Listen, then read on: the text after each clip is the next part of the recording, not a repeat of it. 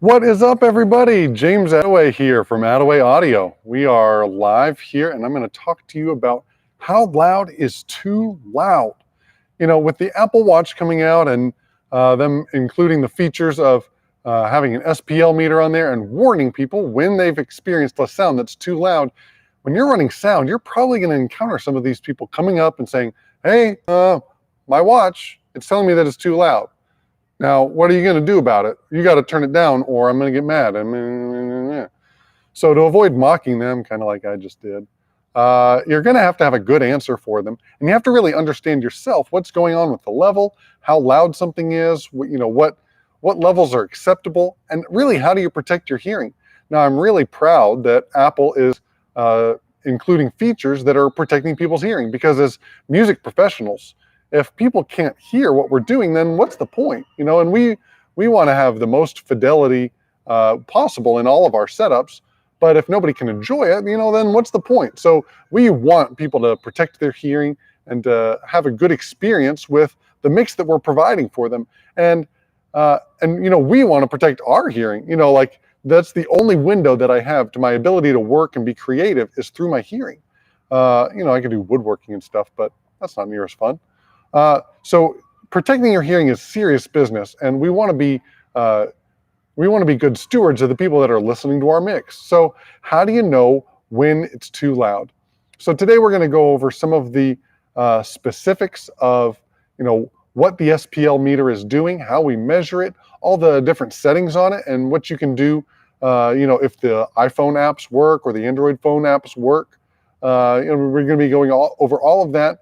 In addition to, we're going to talk a little bit about the physiology of your hearing so that you can understand what's going on and why it's actually damaging your hearing and why you can actually incur permanent damage from too much noise exposure. So let's jump in. We measure the intensity of sound by SPL, or sound pressure level, and it's on a decibel or a logarithmic scale. And you've probably seen those meters, 85, 95 dB, all that.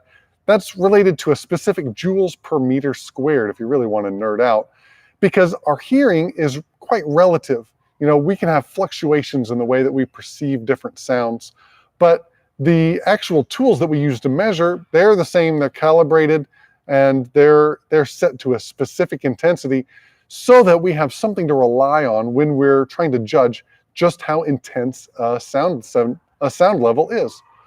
So I have with me here an SPL meter. This is a little cheap Radio Shack one, and I love this thing. It's gotten beat up and left in the back of my truck and all over the place, and it still works. It fritzes out a little bit every now and then, but then I just change the battery and it's good to go. So I've got my SPL meter, and there's a couple settings on here that are really important to have set correctly. The first is that it's set to slow weighting. Your ears respond more to average signal levels than the peak signal levels.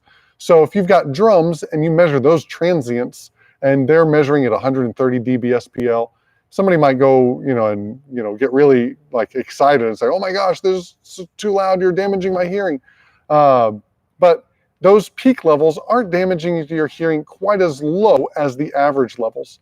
The average levels go a little bit lower, so we want to have slow weighting on our SPL meter. You can see here, it says the response, and as I put it on, it says fast. I hit it again, it says slow. The other thing you have to do is the weighting. Your ears respond to different frequencies in different intensities. So lower frequencies, your ears aren't quite as sensitive to. Whereas the high mid frequencies in the 2 to 5K range, your ears are very sensitive to. So the SPL meter has a weighting network, or a way of ignoring or having less input from those lower frequencies, so that you can have your bass frequencies up higher, and this will respond more like your ear does when it's listening to music. So again, it needs to be in slow, and it needs to be in A weighting. If you have it in fast or C weighting, your measurements are going to be much higher, and they're not actually going to be quite as helpful as if you had it in the correct setting for judging whether or not people's hearing is getting damaged. Now, the last thing we have to talk about is the actual number that it's putting out, is the dB SPL. And decibels are a logarithmic number. So what that basically means is a small change in the number of decibels actually means a big change in the actual intensity.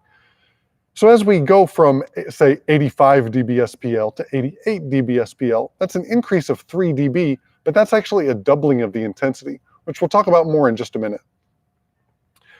So back in the day when people were getting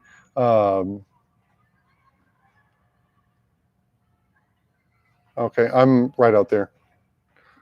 Sorry, painting crews painting and they don't want to spray my car. Oh, the joys of shooting in videos where they're doing maintenance.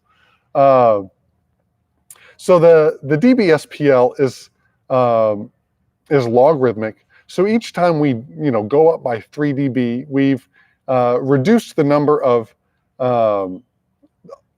hours that we can safely tolerate that. So OSHA and NIOSH, two government agencies, I don't really know what the difference are, but they've got a little bit different numbers that they put out for what's safe for how long. They wanted to make sure that factory workers weren't damaging their hearing, or that they had proper hearing protection if they were in a louder environment. So they came up with did all these tests and determined that a person, this is in general, a person could withstand a noise for 8 hours a day at 85 dBSPL for 40 years and not incur any permanent hearing loss. So that's a factory, assessment. And so, 85 dBSPL is actually quite loud when it comes to music. If we're talking about averages, like if you had an average of 85 dBSPL for a long time for 8 hours, that would be really fatiguing. It might not damage your hearing, but it would be, quite it would just be really tiresome on your ears, even if it's not physiologically damaging your hearing. So when you've got 8 hours at 85 dBSPL before you incur any hearing loss, every 3 dB you go up, you cut that time in half. So at 88 dBSPL, you can safely listen for 4 hours. At 91 dBSPL, you can listen for 2 hours. And at 94 dBSPL, you can listen for 1 hour. Now, if you keep going up, there's times where you can only be exposed to those sounds for 15 minutes before it can incur hearing damage. And that could be temporary or that could be permanent if you repeatedly do that. So it's very important that we keep a good eye on our SPL meter. And many of you, you're mixing for churches and you're probably not exceeding 100 dBSPL most of the time. And if you are, it's probably not staying there for very long. So your average is even below that. So that's one thing that you can, kind of kindly explain to someone that's coming up and complaining, like, hey, it's too loud. You're damaging people's hearing. Don't you care? Well, of course you should care. I very much hope you do care, but you really have to care. But you can explain with kindness, how these things are really working and how your hearing really can be protected. Now, the other important part is not just what the meter says, but where the meter is, because it could be, a fine dBSPL where you're at front of house, but that could be 3, 4, 5 dB quieter than other parts of the room where people are exposed to higher levels. So if you're not hearing what they're hearing, if you're not measuring where they are, you could actually be damaging somebody's hearing, and that could be a really, really bad thing. You don't want to have that on your conscience, that you actually damaged someone's hearing. So it's important to understand the time-weighted average, and it's important to understand that there's even more to it than what the meter is going to be able to tell you. Because this meter, although it's weighted and it's ignoring more of the lower frequencies, I could actually make a mix that was really bright and harsh and in your face, and it measure lower on the meter than what the safe standard would be, but actually could do some harm. So there's more research that has to go into this, and I think especially with artificial intelligence, we can start to get more computing power into what actually is harmful and get a little more specificity of what levels at what frequencies are going to damage your hearing.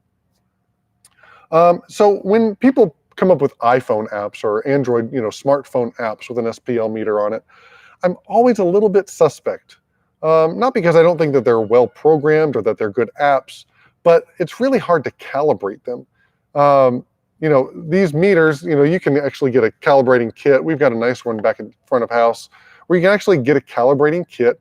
You can stick it on there and it will adjust the microphone sensitivity to this calibrated noise producing element, so that you can know that that it's accurate. You can even buy some that are so accurate and so reliable and so repeatable that their results will hold up in court. So that's a pretty big deal if the court is willing to say, yep, I'm going to trust this one.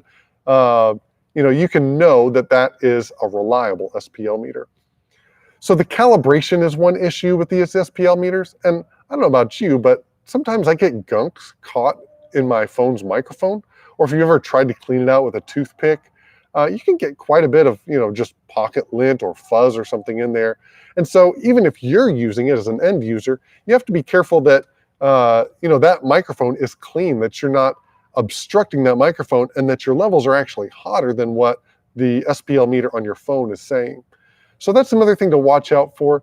No doubt those tools can be really helpful, especially if you've got an RTA on there or some other frequency analyzing tools to help you identify maybe a frequency that's feeding back or one that's out of balance of the rest. Again, I don't really trust the frequency balance of the iPhone microphone on there to be perfect, but maybe they've calibrated for that. I don't know, but that can be just one more thing that's helpful as a tool. But I wouldn't rely on that, and I would especially treat it as suspect if someone comes up to you and says, look at my phone, my phone says it's too loud and you're damaging my hearing and I'm going to sue you. You don't want to deal with that. So, kindly, gently explain to somebody that, yes, I've got more calibrated tools for the job of telling us how loud it is. But thank you for your concern, and I am concerned about your hearing. Thank you for bringing it to my attention. You can diffuse the situation that way by, telling them that you're really on their side. Some people are just going to be persnickety and they're not really wanting a solution. They're just wanting to complain, or they're upset, and but the more that you can be open and helpful in that situation, the more you're going to diffuse and, bring down the tension and say, yeah, I really do care about how your hearing is. And hey, we've got these earplugs right over here for people that don't prefer it quite so loud, but we are paying attention to people's safety. Let's see. So where you measure is important, right? If you go up to the front where maybe you've got too little speaker to cover what's going on in your entire room, it's going to be really loud up front and it's going to be quieter in the back. You've got to pay attention to that, and maybe even walk up to where the speakers are too loud and hand people earplugs. That can be really helpful. So the last thing I want to talk about is how your ear actually works. So I've got a whiteboard here, and the parts of your ear and how they pick up the sound is actually quite fascinating. Let's start with the outer ear, right? That's your earlobe, right? The part that your mom grabbed onto when you were in trouble. And this collects the sound kind of like a satellite dish. And don't mind the guy vacuuming back there. They're just cleaning up before service tonight. So this is part of the outer ear, and that connects through your ear canal. This is where the earwax is flowing out of. By the way, never use Q-tips. Never, ever use Q-tips. And earwax is a good thing, so just let it flow out. And the barrier between the outer ear and the middle ear is your eardrum. It's also known as a tympanic membrane. It's a little flap of skin, and it's like a drum head. So it vibrates and takes the signal from, the sound wave from being air, translates it into a solid. Because inside here we have these three little bones. I don't know exactly how they're shaped, but I know they've got nicknames of the hammer, the anvil, and the stirrup. How do you draw an anvil? I don't know. Something like that. Where's Wile E. Coyote when I need him? Right? And these three bones regulate the overall sound pressure level, because your hearing can hear from really, really quiet sounds to really, really loud sounds. And it can adjust there. It takes a second to do it, but it can adjust to accept all those different sound levels. So this is one of the things, it's kind of like an automatic level control between your outer ear and your inner ear, is these bones in the middle ear. Then on the inside of this, we have the cochlea. And inside the cochlea are little cilia. They're tiny little hair-like things. And these are actually what vibrate and turn the sound wave into a nerve impulse that then goes to your brain. So these cilia are actually really efficient at processing oxygen. Now I'm on the edge of my nerdiness zone, so be merciful with me if you're a biologist. But when you have too much sound pressure level at the cilia, or the cilia, however you pronounce it, this oxygen actually becomes toxic, and it will actually chemically burn these little hair-like structures. Now, you're going to tend to lose your hearing first at the frequencies that your ear is most sensitive at. So in the 2 to 5K range, where we have the presence or that feeling of something being really up close to us, that's where you're going to lose your hearing the first. 3.15K is kind of the resonant frequency of most men's ear canal. And so that frequency will tend to jump out at us first, we're most sensitive to. So that will start to go first, and then other frequencies around that will start to drop off. Now, after these little cilia burn up and essentially die or get burned chemically, they don't grow back. You don't get any more. Now, I've known people that have had creative miracles, that have had their hearing restored after having noise-induced hearing loss, but you don't want to put yourself in that position. You don't want to, need a miracle to be able to hear things. You want to protect it on the front end. So using earplugs is helpful. I like, there's some links on my website, attawayaudio.com, to the earplugs that I like to use. Those are affiliate links once you get there. I don't know if I have to say that for YouTube, but there's affiliate links over there for Amazon. And, I could even mix through those. I keep them in my pocket all the time. I think I set them down back in the sound booth right now. But they're great earplugs to have. You just put them on your keychain, you stick them in your pocket, you have them with you all the time. You never know when you're going to encounter a sound that's going to be too loud for you to comfortably handle. And you really don't want to play around with your hearing, especially if you're a musician, a singer, a sound tech. You want to take really, really good care of your hearing. You don't want to mess around with this stuff. There are people that they miss the sparkle and the sizzle that they used to be able to hear. They can't hear it anymore, and everything sounds dull. I can't imagine a life where everything sounded dull. So please take great care of your hearing. Be sure to make sure that you're not running too loud for people, that you know how loud it is in other parts of the room. I've got another video. It's a tutorial on how to practice with virtual sound check. And I talk about, pulling up your mix and walking around in different parts of the room and hearing how it sounds different. You really need to understand the total of your sound system. If you're going to be careful with people's hearing, and even, know where your limit is, be able to push it up to the edge and really go there. Thanks for tuning in. It was great being with you today, and we'll hope to see you again in the next video. Take care.